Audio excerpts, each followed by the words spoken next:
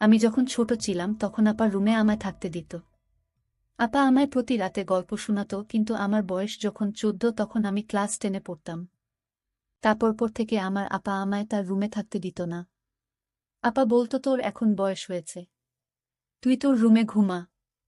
আমার তখন কিছুই ভালো লাগতো না। একদিন আমি সন্ধ্যা হতেই আপার রুমের কাঠের নিচে শুয়ে রইলাম। রাত যখন গভীর হল, আপা তখন ঘুমে বিভোর। আর এই সুযোগে আমি তাহলে মূল ঘটনাটি বলি। এটি আমার জীবনের একটি সত্য ঘটনা। আমরা 3 ভাই বোন। আমি সবার ছোট। ভাইয়া আর আপার সাথে আমার বয়সের পার্থক্য প্রায় 14 ও 13 বছরের। ছোট বলে সবার খুব আদরেরও ছিলাম আমি। ভাইয়া আর আপার খুব বেশি ভালোবাসা পেয়েছি আমি। বাবা একটা সরকারি কলেজে ইংরেজি পড়াতেন। ভালোই নামডাক ছিল তার। বাবার চাকরির সুবাদেই শহরে আসা তার। আমার মা একজন গৃহিণী। বাসা ভাড়া, পড়াশোনার ব্যয় বাবদ খরচ পড়ত অনেক। তাই বাবা বাসায় ব্যাচ পড়াতেন। অনেক স্টুডেন্ট ছিল বাবার। 4 কামরার ফ্ল্যাটের একটা কামরা বাবার পড়ানোর জন্যই ফিক্সড ছিল। আমার যখন জন্ম হলো ভাইয়া তখন ক্লাস 10-এ পড়ে আর আপা সপ্তমে। আপা আর ভাইয়া সারাক্ষণ আমাকে নিয়েই পড়ে থাকত। আমি ছিলাম ওদের খুব আদরের ছোট ভাই। আমার সবুজ নামটা আপা আর ভাইয়াই রেখেছিলেন। আপার নাম সাদিয়া আর ভাইয়া রবিন। ভাইয়া অন্য সব ছেলেদের মতো বাইরে যেত না। কোনো আড্ডায়ও কখনো দেখা যায়নি তাকে। পড়াশোনায় ব্যস্ত থাকতেন সারাক্ষণ। আর বাকি সময় আপা আর আমাকে নিয়েই কাটত তার। আপা খুব শান্ত স্বভাবের ছিলেন। আপা অনেক সুন্দরীও ছিলেন। আগুন সুন্দরী যাকে বলে।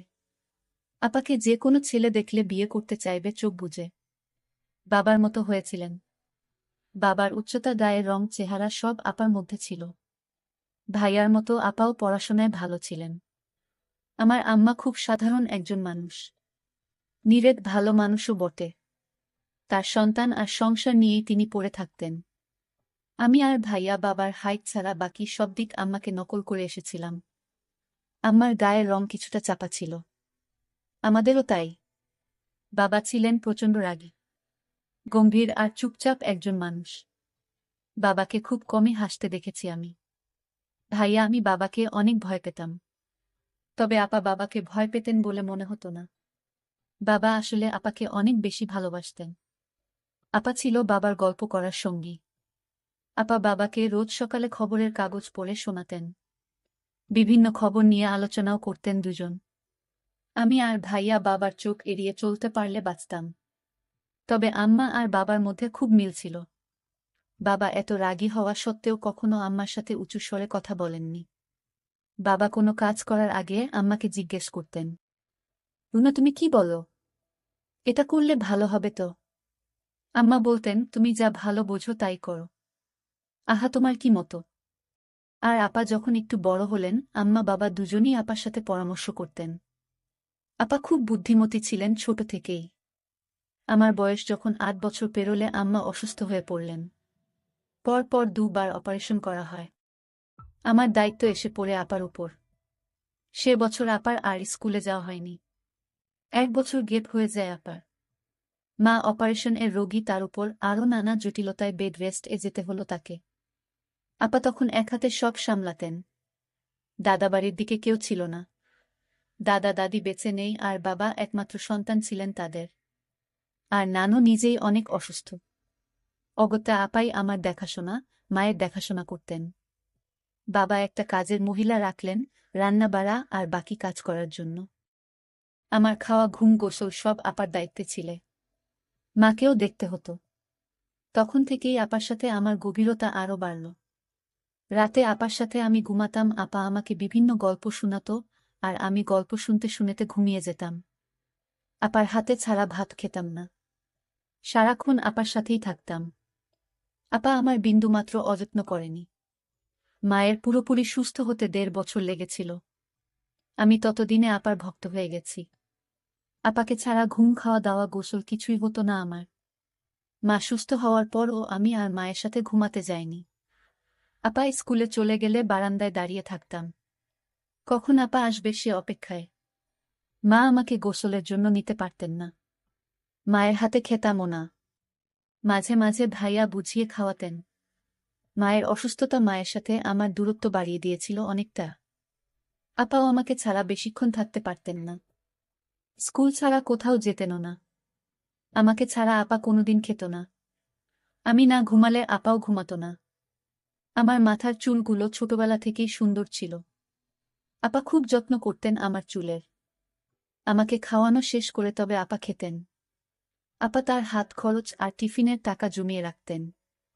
সে টাকা দিয়ে আমার জন্য জিনিসপত্র কিনতেন। আপা নিজে সাজতেন না কখনো, কিন্তু আমাকে সাজাতেন। আমি খুব চঞ্চল ছিলাম। সারাক্ষণ ছুটাছুটি করতাম। জিনিসপত্র নষ্ট করতাম। আপার জন্য আমাকে কেউ কিছু বলতেও পারত না।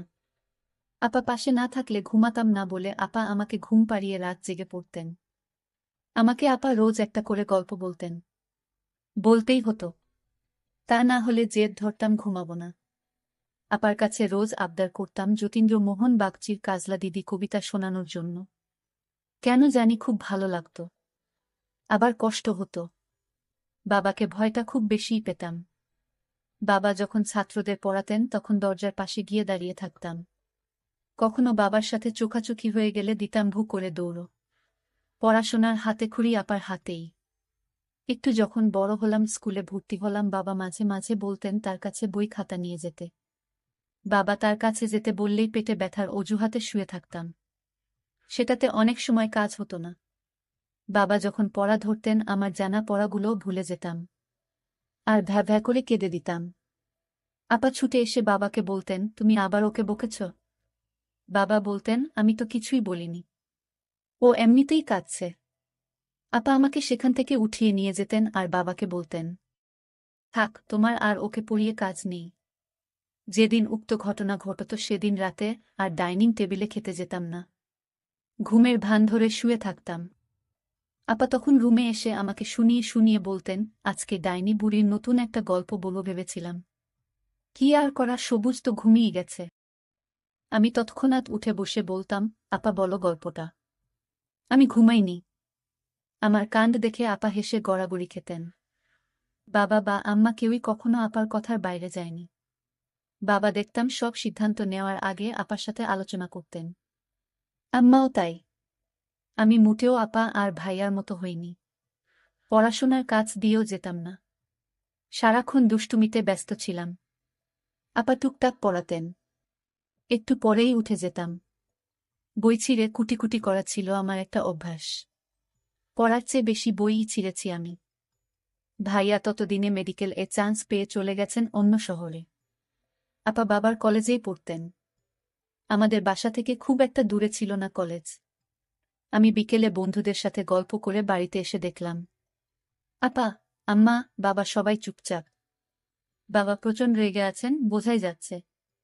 আম্মা বারবার আঁচলে চোখ মুছছেন। আপাকে আস্তে করে জিজ্ঞেস করলাম, কি হয়েছে আপা? আম্মা কাঁদছেন কেন? আপা বললেন, তুই হাত মুখ ধুয়ে পড়তে বস। বড়দের কথার মধ্যে থাকতে হয় না বলেছি না। যা তুই। আপা, আসছি। আপার কথা মতো রুমে চলে আসি। তবে একটু পর পর উকি দিচ্ছিলাম কি হয়েছে জানার জন্য। বুঝলাম না কিছুই। শুধু বাবাকে বলতে শুনলাম এ বাসায় ওর নাম আর তুলবে না। ওর সাথে কেউ যোগাযোগ রাখবে না। ও যেন এদিকের পথও না মারায়। বাবা কার কথা বলেছেন বুঝতে পারিনি। তবে এরপর থেকে দেখতাম ভাইয়া আর আসতেন না। আম্মা আর আপা বাবাকে লুকিয়ে ভাইয়ার সাথে কথা বলতেন। আমাকে নিষেধ করতেন ভাইয়ার সাথে কথা হয়েছে সেটা বাবাকে না বলার জন্য। আপার কথা আমি অক্ষরে অক্ষরে পালন করতাম। আমি ধীরে ধীরে বড় হতে লাগলাম, এখন আমি ক্লাস 9-এ পড়ি। আমি আপাকে বলতাম, আপা তুমি আজ আমাকে গোসল করিয়ে দাও। আপা বলল, দেখ সবুজ, তুই এখন বড় হয়েছিস, এখন তুই নিজেই গোসল করতে পারবি। যা, তুই গোসলটা সেরে আয়, আমি তোর জন্য খাবারের ব্যবস্থা করছি। আপার কথা শুনে আমার খুব খারাপ লাগলো। আমি বলেছি, আপা আমি গোসল করব না। ভাতও খাইব না। আপা বলছিল, কেন, কি হয়েছে? তুমি জানো না কি হয়েছে, ইদানিং দেখছি তুমি আমায় আগের মতো স্নেহ করো না। গোসল করিয়ে তারপর আমাকে নিয়ে ভাত খেতে বসতা। আর এখন কিছুই করো না। আমাকে তুমি দিন দিন দূরে ঠেলে দিচ্ছ কেন আপা? আমার যে তোমায় ছাড়া কিছুই ভালো লাগে না। আপা বলল, তুই বড় হয়েছিস, এখন তুই নিজে নিজে সব শিখে নে। 2 দিন পর তো আমি বাড়ি চলে গেলে তখন তোর গোসল খাওয়া দাওয়া তোর করতে হবে। আমি আপুর কথা শুনে আপাকে বললাম, আমি তোমাকে কোনোদিন বাড়ি যেতে দিব না। আমাকে ছেড়ে চলে গেলে আমি কিন্তু মরে যাব বলে দিলাম। আমি এসব বলতে বলতে কান্না করতে লাগলাম। আপা বলল, ঠিক আছে, কান্না করিস না, চল তোকে গোসল করিয়ে দেই। আপা যখন আমায় গোসল করিয়ে দিচ্ছিল তখন আমার কেমন জানি লাগছিল। আমার শরীরটা ঘামতে শুরু করল। আপা জিজ্ঞেস করল, কিরে তোরে গোসল করালাম, তারপরও তুই এভাবে ঘামতেছিস কেন? আমি আমার ভাইয়ের কথা শুনে অবাক হয়ে হলাম। সবুজ এসব কি বলছে? সবুজ তো কোনোদিন এই কথা আমাকে বলেনি। আজ কেন বলল? আমি বুঝতে পারছিলাম ভাইয়ের মনে মনে কি চলছিল। যাই হোক, তাকে গোসল করিয়ে ঘরে এসে খাবার দিলাম। আমি বললাম, নে এবার খেয়ে নে। সবুজ বলল, না আমি খাবো না। কেন খাবি না? নিজের হাতে খেয়ে নে।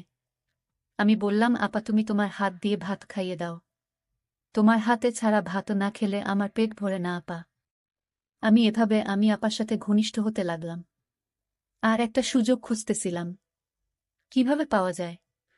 আমার কিছু করার ছিল না, ছোট ভাইয়ের বায়না আমি কিছুতেই ফেলতে পারলাম না। তাকে নিজ হাতে ভাতও খাইয়ে দিলাম। রাতে পড়া শেষ করে আপার রুমে গিয়ে শুয়ে পড়লাম। সবুজ, তুই এখন থেকে তোর নিজের ঘরে ঘুমাবি। তোর রুমে যা সবুজ। কেন আপা, আমাকে কেন এভাবে তাড়িয়ে দিচ্ছ? আমি তোমার রুমেই ঘুমাবো। বুঝেছি, এখন তুমি আর আগের মতো আমাকে গল্প শোনাও না, তোমার রুমে থাকতে দাও না। এটার কারণ এখন আমি তোমার বোঝা হয়ে গেছি। আরে না ভাই, তুই আমার কাছে কোনোদিনই বোঝা হবি না। তুই বুঝিস না কেন, তুই এখন বড় হয়েছিস। আমি কিছু বুঝি না, আমি এখানে থাকবো আপা। আমার একা একা ঘুমাতে ভয় লাগে। আপু তখন বলল, তোরে আমি বুঝিয়ে পারলাম না। ঠিক আছে, তাহলে চুপচাপ ঘুমা, ব্যাং ব্যাং করবি না। আমি মনে মনে ভাবলাম, ও হয়তো ছোটবেলা থেকে আমার আদরে বড় হয়েছে, তো তাই এখন আর আমাকে ছাড়া থাকতে চায় না।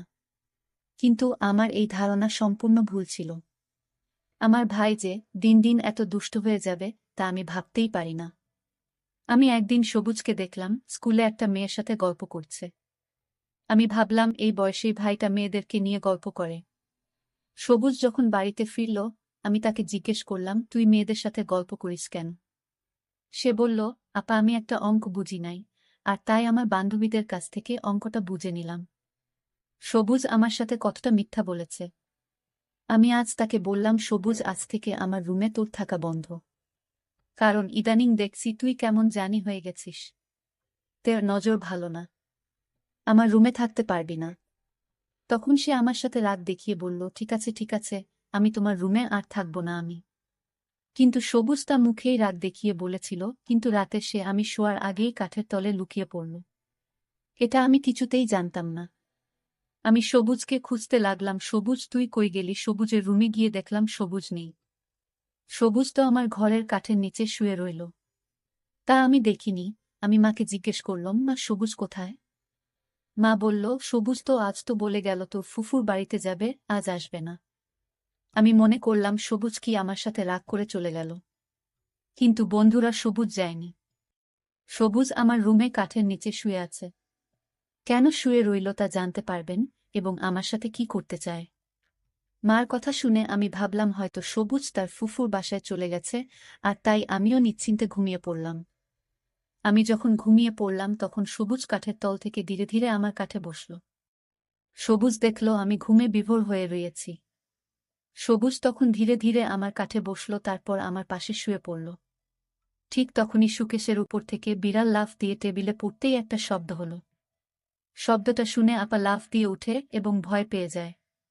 তখন দেখল আমি তার কাঠে শোয়া অবস্থায় সবুজ ঘুমের ভার করে শুয়ে রইল। আমি তখন সবুজকে বললাম, এ সবুজ, তুই আমার রুমে কি করে এলি? আমি তো দরজা লক করে ঘুমিয়েছিলাম। তাহলে তুই এখানে কি করে আসলি? আমার তো মাথায় কাজ করছে না। সবুজের উদ্দেশ্যটা কি আমি তা খুঁজে বের করার জন্য। আমি সবুজকে বললাম, তুই আমার রুমে কি করে আসলি? সে তখন বলল, আপা তুমি যখন বলেছিলে আজ থেকে আর আমাকে তোমার রুমে থাকতে দিবে না, তখন আমি বুদ্ধি করে আমি তোমার কাঠের নিচে আগে থেকেই শুয়েছিলাম। কারণ তোমার রুম আমায় জাদু করে ফেলেছে। তোমার এই রুমটা ছাড়া আমার ঘুম আসে না। এসব বাজে কথা রেখে যা ঘুমাতে, যা তোর রুমে। আমি বললাম ঠিক আছে। আমার আপার প্রতি এক অন্যরকম অনুভূতি সৃষ্টি হল। আপাকে চাই। পরের দিন আমি ভাবলাম আজ আমার যে করে হোক আপার রুমে থাকতেই হবে। আর আমার হিসাবটা সেরে নিতে হবে। আমি আজ সন্ধ্যা হতেই আপার রুমে আগে থেকেই আলমারির পিছনে লুকিয়ে পড়লাম। কারণ এখন আর আপা আমায় তার রুমে থাকতে দেয় না। বলে আমি নাকি বড় হয়ে গেছে তাই। আপা তখন খাওয়া দাওয়া শেষ করে আপার রুমে ঘুমাতে এলো। রাত যখন গভীর হলো, আপা যখন ঘুমিয়ে পড়ল, আমি আলমারির পিছন থেকে আস্তে করে বেরিয়ে আসলাম। আমি ধীরে ধীরে আপুর কাছে গিয়ে শুয়ে পড়লাম। আপু তখন গভীর ঘুম ঘুমাচ্ছে। এর মধ্যেই হঠাৎ আমি লক্ষ্য করলাম রুমে জানালা দিয়ে একটি ছেলে পিস্তল হাতে নিয়ে জানালাটা এক ধাক্কায় ভেঙে দিল। তার হাতে এত শক্তি ছিল। আমি তখন ঘুমের ভান করে শুয়েছিলাম আপুর পাশে। ছেলেটি এসেই আপুকে আঘাত করবে এই মুহূর্তেই আমি তার পিস্তলটা হাতে ধরে ফেলি। তখন ছেলেটি আমায় এক ধাক্কা মারল, আমি আপার উপরে পড়ে গেলাম। আপা তখন জেগে গেল। ছেলেটি আমাকে তুলে একটা থাপ্পড় মেরে দেয়ালে ফেলে দিল। আমি তখন একটা পাথরের বল দিয়ে ছেলেটি মাথায় আঘাত করলাম। ছেলেটি তখন দৌড়ে পালিয়ে গেল। ছেলেটি আপার ক্ষতি করতে চেয়েছিল, কিন্তু ভাই হিসেবে আমি আপাকে ছেলেটির হাত থেকে রক্ষা করলাম। আমি মাথায় একটু আঘাত পেলাম। আপা তখন বলল, এটা কেমন করে হলো? আর তুই আজও আমার রুমে? আপা তুমি আমাকে অযথা সন্দেহ করছো।